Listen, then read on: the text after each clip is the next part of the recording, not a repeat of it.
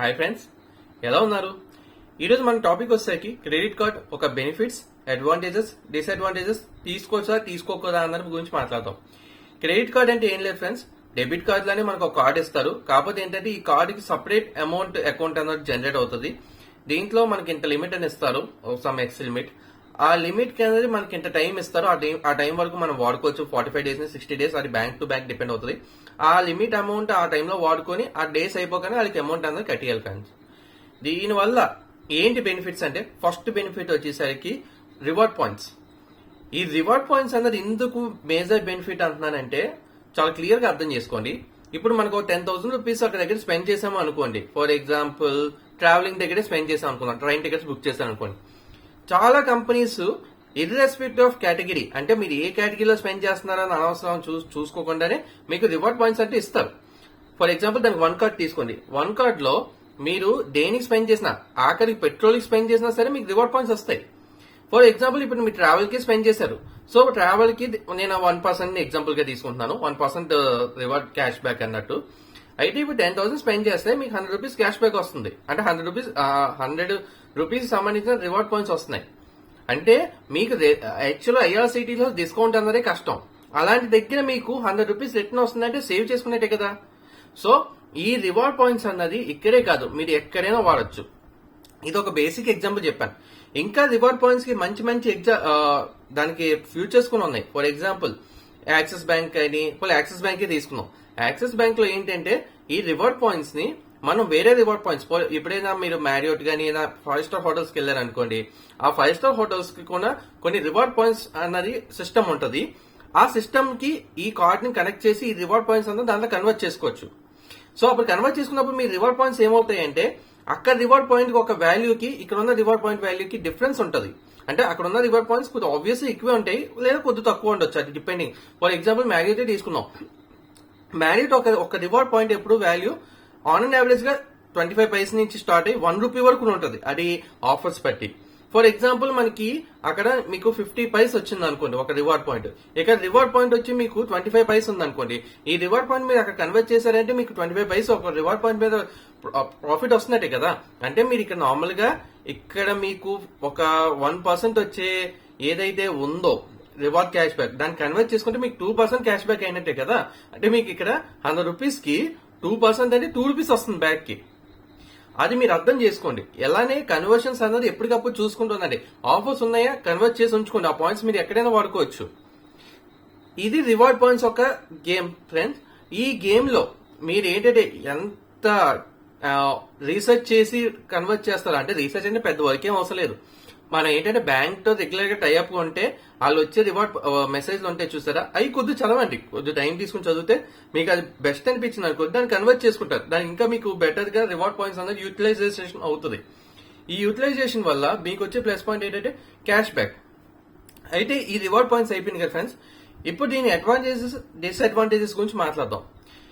ఈ reward points ఇలా పక్కన పెడితే దీనికి వచ్చిన ఫస్ట్ అడ్వాంటేజెస్ ఏంటంటే, మీ యొక్క కార్డ్ ఏదైతే ఉందో, క్రెడిట్ కార్డ్, డెబిట్ కార్డ్, రెండు అర్థం చేసుకోండి. డెబిట్ కార్డ్ అన్నది సేవింగ్స్ అకౌంట్ కి కనెక్ట్ అయి ఉంటుంది. రేపు ఎప్పుడైనా మీ కార్డ్ ఒక హ్యాక్ అయినా లేదా దాని ఒక క్లోన్ అయినా, డెబిట్ కార్డ్ లో అమౌంట్ ఏదైతే డిడక్ట్ అవుతుందో అది డైరెక్ట్ మీ సేవింగ్స్ అకౌంట్ నుంచి అమౌంట్ అంతా పోతుంది.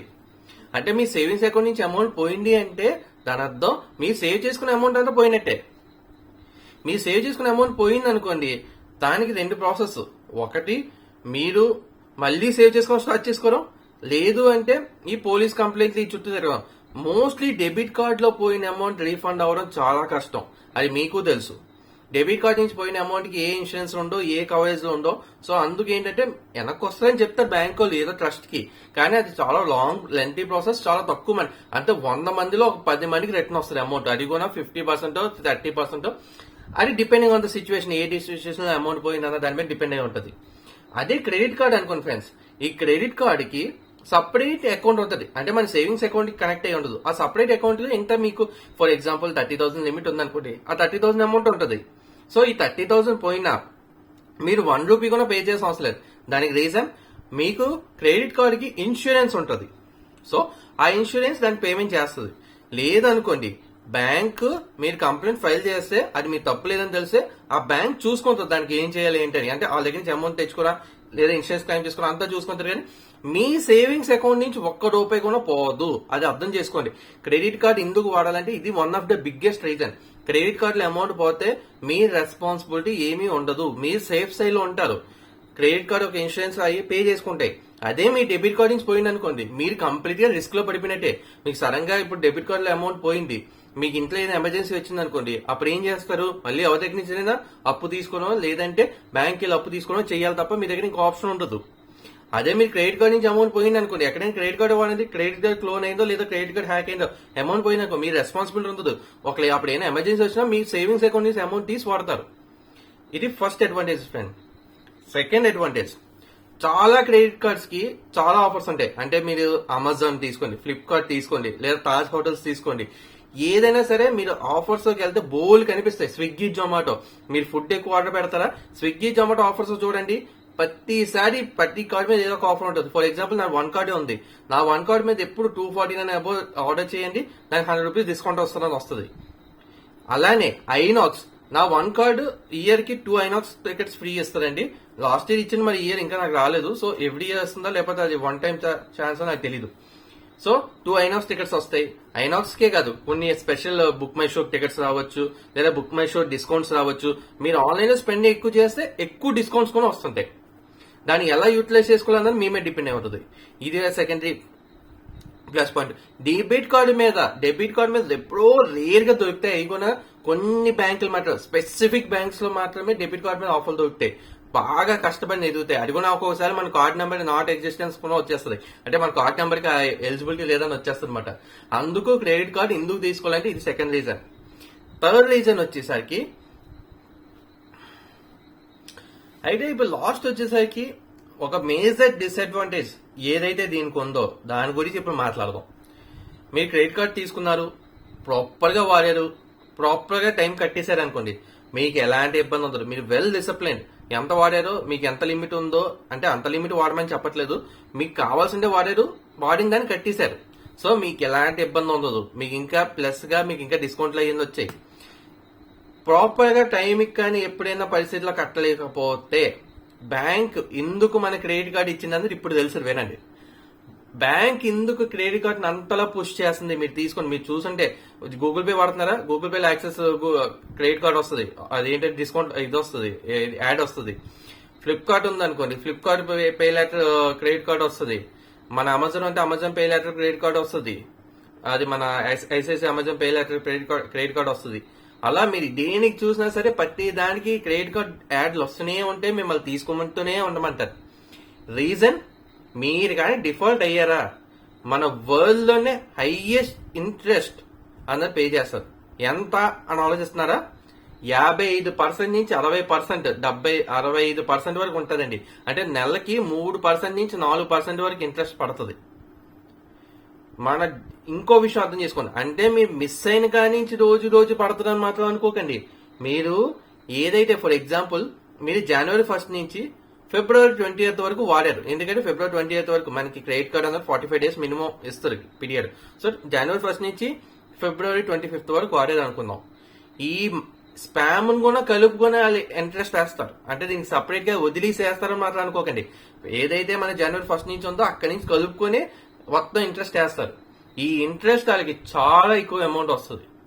అందుకే క్రెడిట్ కార్డ్ ని ఎంతలా తొయ్యాలో అంతగా తోస్తూనే ఉంటారు. మిమ్మల్ని తీసుకోండి కాల్స్ వస్తుంటే మీరు క్రెడిట్ కార్డ్ తీసుకోండి అని.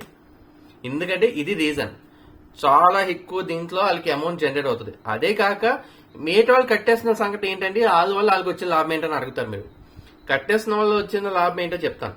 మీరు ఏ ట్రాన్సాక్షన్ చేసినా సరే దాంట్లో 2% మనీ అనేది బ్యాంక్ కి వెళ్తుంది. అంటే మీ తరపు నుంచి వెళ్దు, మర్చెంట్ తరపు నుంచి. ఫర్ ఎగ్జాంపుల్ ఇప్పుడు మీరు ఒక కస్టమర్, నేనే మర్చెంట్ అనుకోండి, నేను మీకు ఒక ఐటమ్ అమ్ముతున్నాను, ఫర్ ఎగ్జాంపుల్ ఒక ఫోన్ అమ్ముతున్నాను అనుకో, మీరు నాకు 1000 రూపీస్ పే చేశారు అనుకోండి, దాంట్లో 2% మనీ నేను బ్యాంక్ కి ఇస్తాను. అంటే నాకు ఆటోమేటిక్ గా కట్ అయిపోతుంది అమౌంట్, నేను ఇవ్వాల్సిన అవసరం లేదు.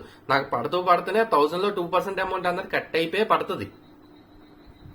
మీకు అర్థమైతే, అంటే 1000 లో 20 రూపీస్ కట్ అయిపోయి వాళ్ళకి పడుతుంది అమౌంట్, సారీ మాకు పడుతుంది రూపీస్ అన్న బ్యాంక్ మనకి కట్ అయిపోయి బ్యాంక్ వెళ్ళిపోతుంది, మిగతా అమౌంట్ మాకు పడుతుంది అనమాట. సో ఎలాగైనా సరే ఇక బ్యాంక్ ప్రాఫిటబుల్ గా ఉంటుంది, మనం జాగ్రత్తగా వాడుకోవాలి. ఎందుకే క్రెడిట్ కార్డ్ అన్నది ఒక లూప్ ట్రాప్, అంటే మనీ ట్రాప్ కింద కూడా చూడొచ్చు. అంటే అఫీషియల్ మనీ ట్రాప్ అన్నమాట. మనం అనఫీషియల్ గా చాలా మనీ ట్రాప్లు ఇరుక్కుంటాం. ఎవడో హ్యాక్ చేస్తాడు, లేదా ఎవడో ఫోన్ చేసి మీకు జాబ్ ఇస్తాము, లేదా మీరు ఇది గెలుచుకున్నారు, అది గెలుచుకున్నారు, మీరు ఈ గిఫ్ట్ గెలుచుకున్నారు, ఆ గిఫ్ట్ గెలుచుకున్నారు అనే అమౌంట్ తీసుకుంటుంటారు. అది వేరు. ఇది ఏంటంటే మన బ్యాంక్ వాళ్ళు అఫీషియల్ గా ట్రాప్ లా వాడుతుంది. ఏంటంటే ఇది మీరు కట్టలేదా అయిపోయారు మీ పరిస్థితి. అంటే వాళ్ళు మీకు 3% ఎవ్రీ మంత్, దాంతో పాటు పెనాల్టీ ఛార్జెస్ అని, జిఎస్టీ అని, ఇంట్రెస్ట్ అని అన్ని కలిపి వేసేస్తారు మీ మీద.